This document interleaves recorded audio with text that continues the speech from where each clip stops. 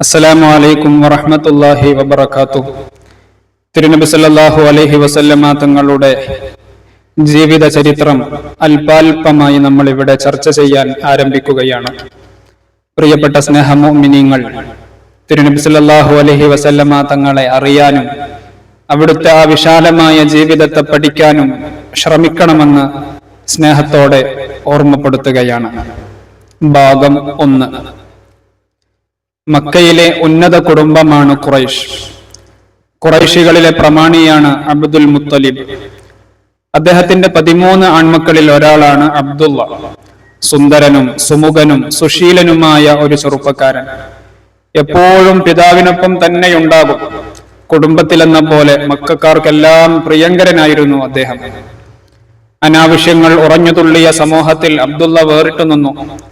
അന്ധവിശ്വാസങ്ങൾ അടക്കിവാണ കാലം പക്ഷേ ഇദ്ദേഹത്തിന് അന്യമായിരുന്നു. ന്യായമായും മക്കയിലെ തരുണികൾ ഈ യുവാവിനെ ആഗ്രഹിച്ചു. ചിലർ ആഗ്രഹം അറിയിച്ചു, മറ്റു ചിലർ നേരിട്ടു തന്നെ വിളിച്ചു പറഞ്ഞു. എന്നാൽ അബ്ദുള്ള അതൊന്നും അനുകൂലിച്ചില്ല. മോഹന വാഗ്ദാനങ്ങളോടെ ചില കുലീന വനിതകൾ അഭിലാഷം പങ്കുവച്ചു. പക്ഷേ ഫലമുണ്ടായില്ല. നാട്ടുനടപ്പ് പ്രകാരം അബ്ദുള്ളക്ക് വിവാഹപ്രായമായപ്പോൾ കുടുംബക്കാരും വിവാഹാന്വേഷണങ്ങൾ അഭിമുഖീകരിക്കാൻ തുടങ്ങി. അതാ നല്ല ഒരു അന്വേഷണം. കുലീനനായ വഹബിന്റെ മകൾ ആമിന. കുടുംബക്കാർക്ക് നന്നേ ബോധിച്ചു. എന്തുകൊണ്ടും അബ്ദുള്ളക്ക് യോജിച്ച ഒരു പെൺകുട്ടി. പ്രഥമ ദൃഷ്ടിയിൽ തന്നെ പരസ്പരം സമ്മതമായി. ശ്രദ്ധേയമായ ഒരു വിവാഹം. നടപ്പുരീതികളിൽ നിന്ന് വിഭിന്നമായി പ്രൗഢമായിരുന്നു സദസ്. വാദ്യമേളങ്ങളോ ആരവങ്ങളോ ഉണ്ടായിരുന്നില്ല. വധൂവരന്മാരുടെ കുടുംബങ്ങളിൽ നിന്ന് പ്രമുഖർ ഒത്തുകൂടി. പരസ്പരം ആദര ബഹുമാനങ്ങൾ പങ്കുവച്ചു. വിവാഹ ഉടമ്പടി പൂർത്തിയായി. അബ്ദുള്ള ആമിന ദമ്പതികളുടെ ദാമ്പത്യ ജീവിതം മക്കക്കാർക്ക് കൗതുകം പകർന്നു. ഇണക്കുരുവികളുടെ ഒത്തൊരുമ ആരെയും അസൂയപ്പെടുത്തി. ദമ്പതികളുടെ ജീവിതവല്ലരിയിൽ മധു നിറഞ്ഞു. ആമിന ഗർഭവതിയായി. അപ്പോഴേക്കും മക്കയിൽ നിന്ന് കച്ചവട സംഘം പുറപ്പെടാനുള്ള നാളുകളായി. ഭാര്യയെ തനിച്ചാക്കി അബ്ദുള്ളയും വ്യാപാര സംഘത്തിൽ ചേർന്നു. വിധിക്ക് ചില നിർണയങ്ങളുണ്ട്. വിധിക്കുന്നവൻ അള്ളാഹുവിന് അതിൽ പരമാധികാരവും ലക്ഷ്യങ്ങളുമുണ്ട്. അത് മാറ്റാൻ ആർക്കും കഴിയില്ല തന്നെ. അതെ, മടക്കയാത്രയിൽ മദീനയിൽ, അന്നത്തെ യസ്രിബാണ് മദീന, ആ മദീനയിൽ വെച്ച് അബ്ദുള്ള രോഗബാധിതനായി. തുടർന്ന് പരലോകം പ്രാപിച്ചു. വിവരമറിഞ്ഞ പത്നി ദുഃഖം കടിച്ചിറക്കി. വിധിയോട് പൊരുത്തപ്പെട്ടു. ഒപ്പം സ്നേഹഭാജനം സമ്മാനിച്ച ഗർഭത്തെ പരിപാലിച്ചു കാത്തിരുന്നു. AD 571 ഏപ്രിൽ 20 തിങ്കളാഴ്ച റബീഉൽ അവ്വൽ 12 പ്രഭാതത്തിൽ ആമിന ഒരാൺകുഞ്ഞിന് ജന്മം നൽകി. അതായിരുന്നു മുത്തുനബി സല്ലല്ലാഹു അലൈഹി വസല്ലമ തങ്ങൾ ചരിത്രത്തിന്റെ കൺമുന്നിലേക്ക് കടന്നു വന്ന തിരുജന്മം. മക്ക പണ്ടുമുതലേ പട്ടണ പ്രദേശമാണ്. പട്ടണത്തിൽ ജനിക്കുന്ന ആൺകുട്ടികളെ മുലയൂട്ടാൻ ഗ്രാമത്തിലേക്ക് അയക്കും. അത് അന്നാട്ടിലെ ഒരു സമ്പ്രദായമായിരുന്നു. ശുദ്ധവായു ലഭിക്കാനും പകർച്ചവ്യാധികളും മറ്റും വരാതിരിക്കാനും അത് ഉപകരിക്കുമായിരുന്നു. മരുഭൂമിയിലെ ജീവിതം കുട്ടികൾക്ക് ഒരുപാട് നന്മകൾക്ക് അവസരമൊരുക്കുന്നതായിരുന്നു. കുട്ടികളെ ഇണക്കിപ്പോറ്റുന്നതിൽ ചില കുടുംബങ്ങൾക്ക് പ്രത്യേക മികവുണ്ടായിരുന്നു. അതിൽ പ്രസിദ്ധമാണ് ബനു സഅദ് ഗോത്രം. മക്കയുടെ തെക്കുകിഴക്ക് ഭാഗത്ത് താമസിക്കുന്ന ഹവാസിൻ കുലത്തിന്റെ ഭാഗമായിരുന്നു അവർ. മഹദി ആമിനയും മകനെ മുലയൂട്ടാൻ ബനു സഅദ് ഗോത്രത്തെ ആഗ്രഹിച്ചു.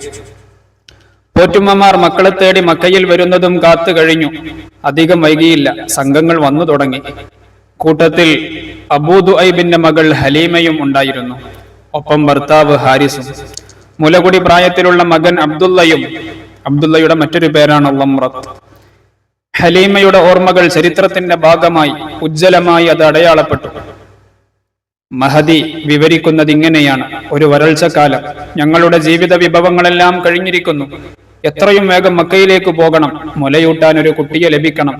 അതുവഴി കിട്ടുന്ന ആനുകൂല്യങ്ങൾ കൊണ്ട് ജീവിതം മെച്ചപ്പെടുത്താം. ചാരനിറമുള്ള ഒരു പെൺകഴുതയും കറവ പറ്റാറായ ഒരൊട്ടകവുമാണ് ഞങ്ങൾക്കുള്ളത്. എന്റെ മുലയിൽ പാലില്ലാത്തത് കാരണം കുഞ്ഞുമോൻ നിർത്താതെ കരയുകയാണ്. ഏതായാലും മക്കയിലേക്ക് പുറപ്പെട്ടു. ഞങ്ങളെപ്പോലെയുള്ള ഒരു സംഘത്തോടൊപ്പമാണ് യാത്ര തിരിച്ചത്. വേച്ചുവേച്ച് നടക്കുന്ന എന്റെ വാഹനത്തെ കാത്ത് കൂട്ടുകാരികൾ കുഴങ്ങി. ഒരു മഴ ലഭിച്ചെങ്കിലെന്ന് ഏറെ ആഗ്രഹിച്ചു. പക്ഷേ മക്ക എത്തും വരെ ലഭിച്ചതേയില്ല. എല്ലാവരും കുട്ടികളെ തേടി ഇറങ്ങി. ആമിന ബീവിയുടെ വീട്ടിലും എത്തി. പിതാവ് മരണപ്പെട്ടതിനാൽ കുട്ടിയെ ഏറ്റെടുക്കാൻ പലരും താല്പര്യം കാണിച്ചില്ല. കാരണം മുത്തുനബി സല്ലല്ലാഹു അലൈഹി വസല്ലമ തങ്ങളുടെ ഉപ്പ അബ്ദുള്ള എന്നവർ നബി സല്ലല്ലാഹു അലൈഹി വസല്ലമ തങ്ങൾ ജനിക്കുന്നതിന്റെ 7 മാസം മുന്നേ മരണപ്പെട്ടുവല്ലോ. അതുകൊണ്ട് തന്നെ ഈ പോറ്റുമ്മമാരൊന്നും മുത്തുനബിയെ സ്വീകരിക്കാൻ അവർ തയ്യാറായില്ല. കാരണം കുട്ടിയുടെ പിതാവിൽ നിന്നുള്ള പാരിതോഷികങ്ങളാണല്ലോ ഈ പോറ്റുമ്മമാരുടെ പ്രതീക്ഷ. നേരിട്ട് കൂലി വാങ്ങുന്ന ഒരു ജോലിയായിരുന്നില്ല മുലയൂട്ടൽ, മറിച്ച് ദീർഘദൂര ഭാവിയിലുള്ള ഒരു ബന്ധവും അനുബന്ധമായി ലഭിക്കുന്ന ആനുകൂല്യങ്ങളുമായിരുന്നു. ഒപ്പം ഒരു സമ്പ്രദായത്തിന്റെ ഭാഗവും കൂടിയായിരുന്നു അത്. ഒരു ഗ്രാമീണ കുടുംബവും ഒരു പട്ടണവാസിയും തമ്മിലുള്ള ബന്ധത്തിന് ഏറെ മാനങ്ങളുണ്ടായിരുന്നു. പരസ്പരമുള്ള ആവശ്യങ്ങൾ നിർവഹിച്ചിരുന്നു. ഒരു അനാഥ ബാലനെ ഏറ്റെടുക്കുന്നതിൽ വൈമനസ്യം വന്നത് അവിടെയാണ്. ഞാൻ ഏതായാലും കുഞ്ഞിനെയൊന്ന് കാണാമെന്ന് വെച്ചു. മറ്റുള്ളവർ അതിനകം കുട്ടികളെയുമായി മക്ക വിടാൻ റെഡിയായിരുന്നു. ആമിനയുടെ അരുമ മകന്റെ അടുത്ത് ഞാൻ എത്തി. ഈ മോനെ നമുക്ക് കൊണ്ടുപോകാം, ദൈവം അതുവഴി, അള്ളാഹു അതുവഴി നമ്മെ അനുഗ്രഹിച്ചേക്കും. ഭർത്താവും സമ്മതം നൽകി. കുഞ്ഞിനെയെടുത്ത് മാറോട് ചേർത്തതേ ഉള്ളൂ. മാറിൽ പാൽ നിറഞ്ഞു. എന്റെ മോനും പോറ്റുമോനും വയറു നിറയെ മുല കുടിച്ചു. എന്തൊരത്ഭുതം! ഒട്ടകത്തിന്റെ അകിടും നിറഞ്ഞിരിക്കുന്നു. കഴുതയും ആരോഗ്യത്തോടെ തുള്ളിച്ചാടുന്നു. എന്റെ ഭർത്താവ് പറഞ്ഞു, നീ തെരഞ്ഞെടുത്ത കുഞ്ഞ് ഒരു അനുഗ്രഹം തന്നെയാണല്ലോ.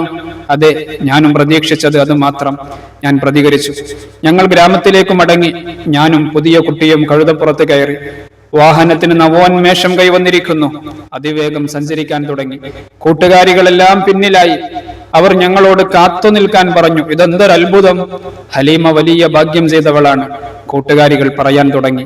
അതെ, മുഹമ്മദ് നബി സല്ലല്ലാഹു അലൈഹി വസല്ലമ മക്കയിൽ നിന്ന് ഗ്രാമത്തിലേക്ക് യാത്രയാരംഭിച്ചു കഴിഞ്ഞു.